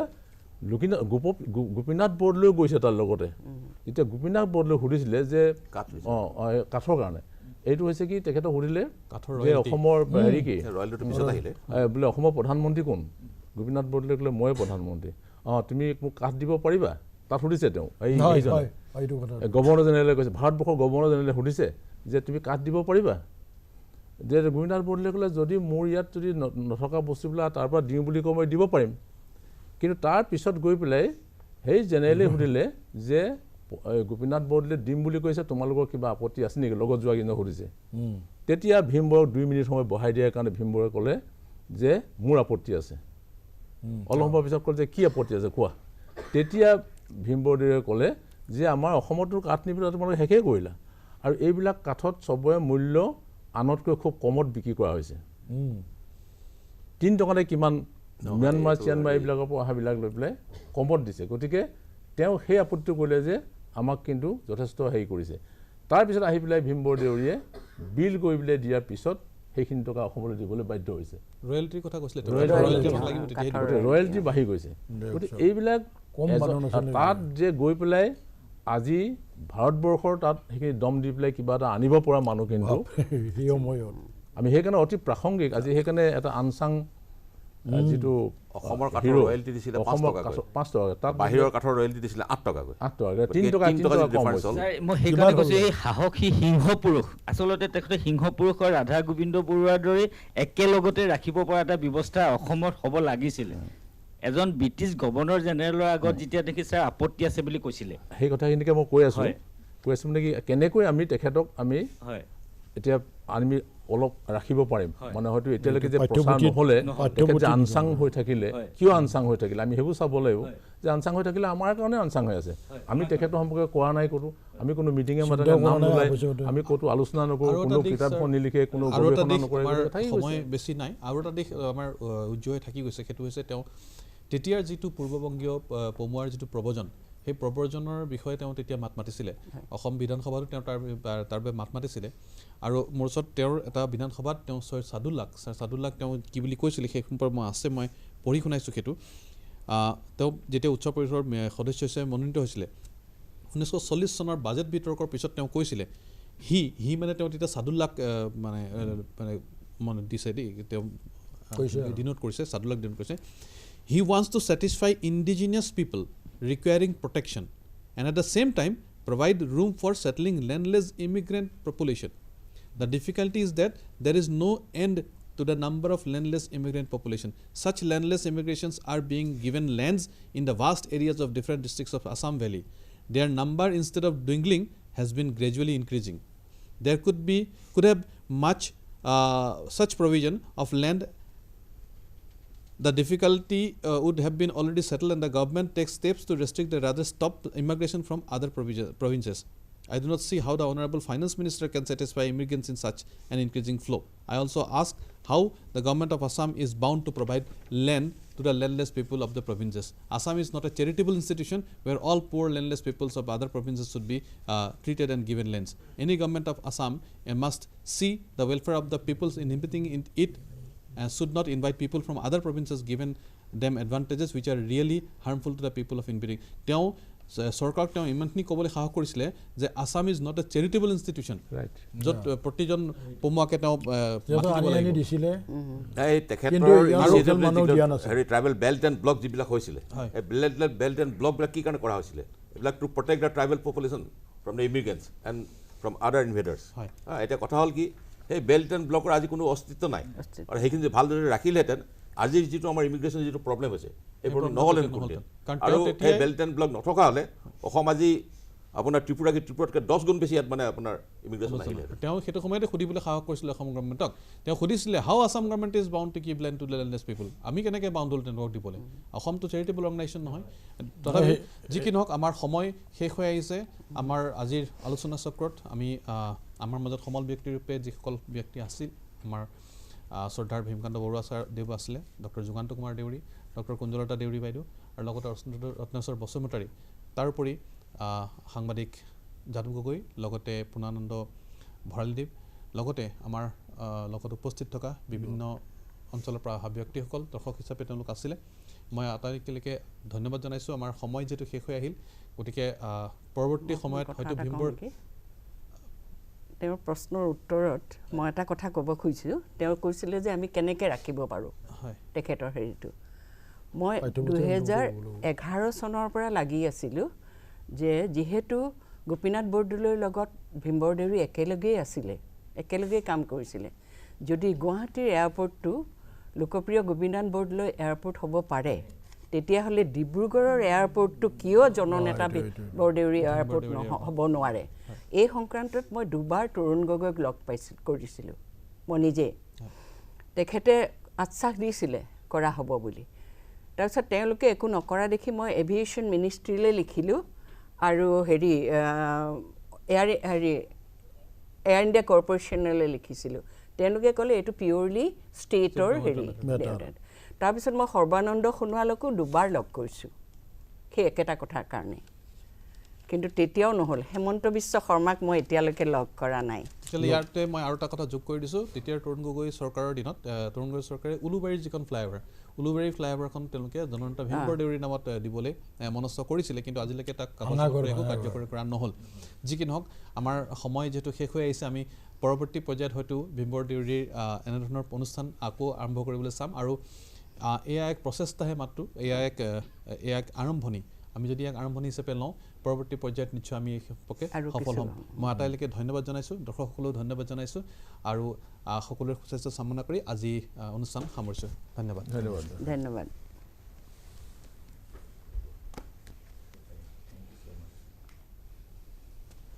বস্তুখিনি এনেকৈ ওলাব লাগিব তেতিয়াহে